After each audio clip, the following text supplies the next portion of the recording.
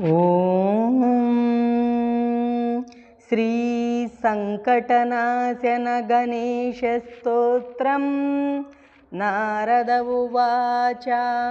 प्रणम्य शिरसा देवं गौरीपुत्रं विनायकं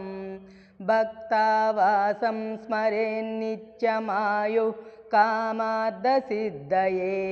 प्रथमं वक्रतुण्डं च एकदन्तं द्वितीयकं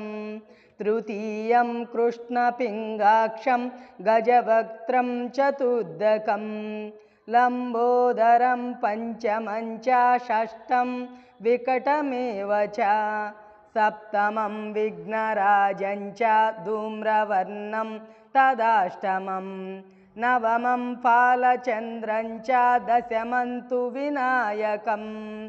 एकादशं गणपतिं द्वादशं तु गजाननं द्वादशैतानि नामानि त्रिसंज्ञं यः पठेन्नरः न च विघ्नभयं तस्य सर्वसिद्धिकरं परं विद्यार्थी लभते विद्यां धनार्थी लभते धनं पुत्रार्थी लभते पुत्रान् मोक्षार्थी लभते गतिं जपेत् गणपतिस्तोत्रं